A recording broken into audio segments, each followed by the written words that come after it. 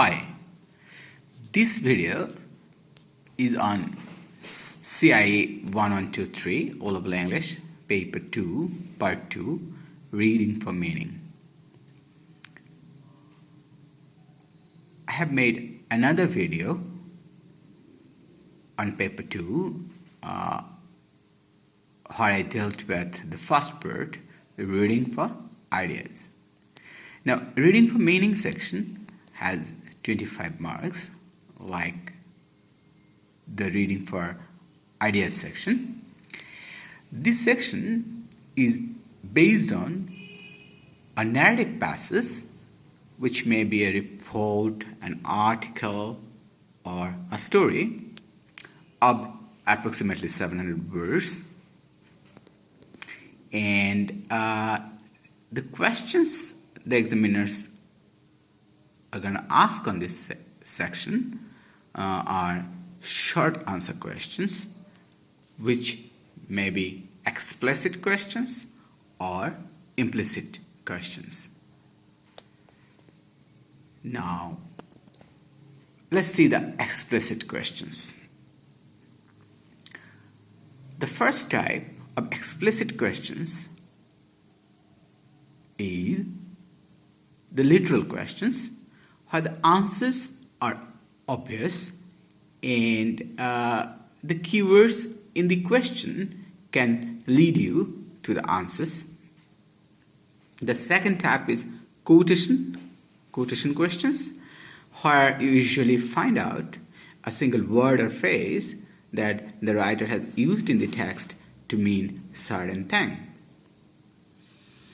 And the third type of explicit question is vocabulary question. Here you need to find out the meaning of words, and they will give you 8 words. You answer 5 of them, and you use 1 to 7 words maximum to answer each. Now let's look at the implicit questions. The first type of implicit questions is inferential questions. Inferential questions ask you to think about some given ideas in the text and derive a conclusion on your own about the given ideas. And the second type of implicit questions is writer's craft question. In a writer's craft question, you need to mention the effect the writer wants to create through his words or expressions.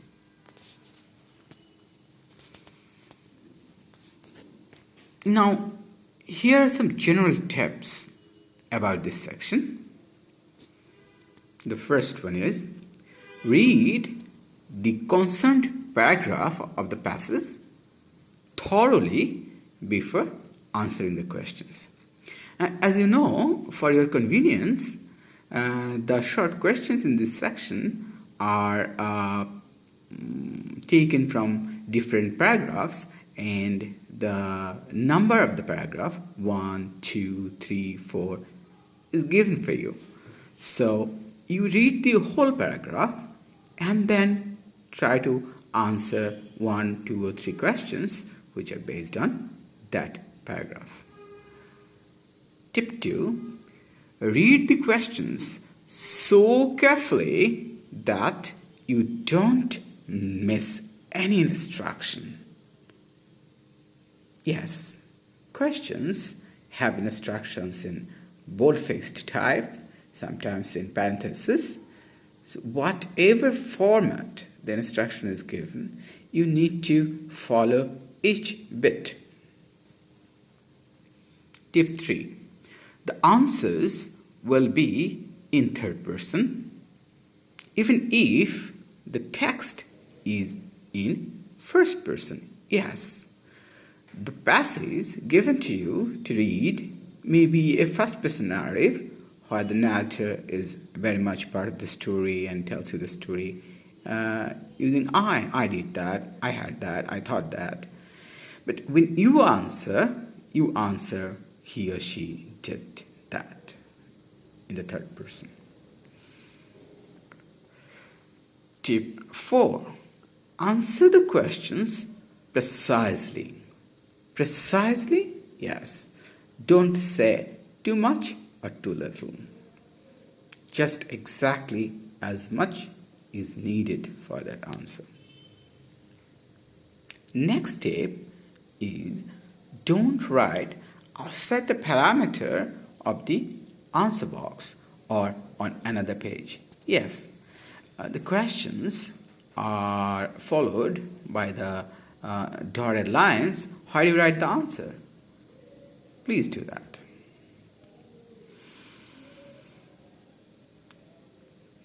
The tip that comes next here is don't use unnecessary arrows, ticks, or crosses. That might confuse your examiner. Let's turn over.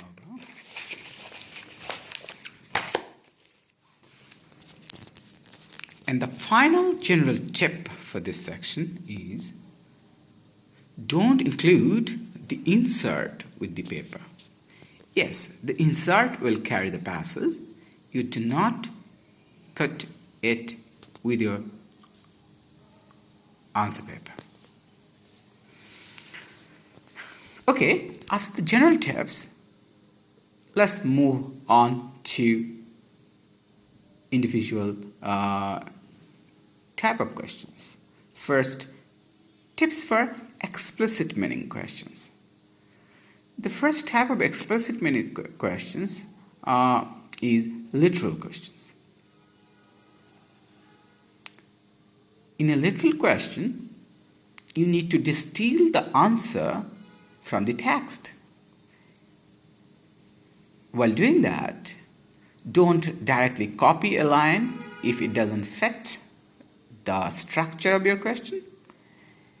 And of course, avoid direct speech. Quotation questions. If the question asks you to quote a single word, give a single word. Or 2 words, give 2 words, not 3, not 1. Third, explicit questions are vocabulary questions. In the vocabulary, don't give the literal meaning.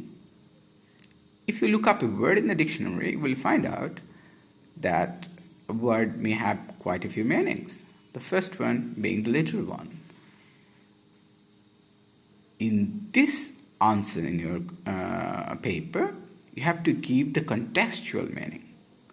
See where the word occurs. They will mention the line number. You go there and find out what that word possibly means in that context. And only that meaning should be counted for. Then, give one meaning. Some students try to put in one meaning and then they feel, why don't I put a second one? Maybe that one will be more right. Or maybe if my first one is wrong, second one will be considered. No. Only first effort will be considered. So give one meaning. Give the best meaning you think suits your context.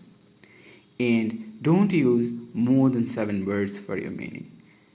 By which the examiner means, if you know one word answer, fine, but 2, 3, 4, 5, 6, 7 words also you can use to explain the meaning, but not 8. Now let's move on to tips for implicit meaning questions. Yes.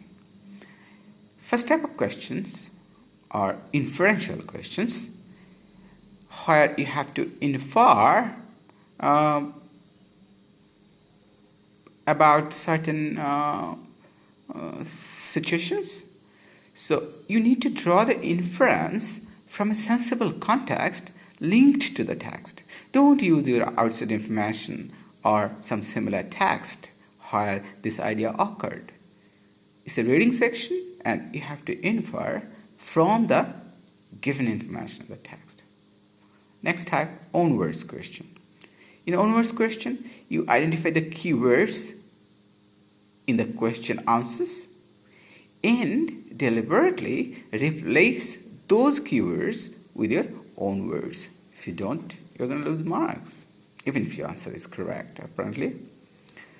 And the final type is writer's craft.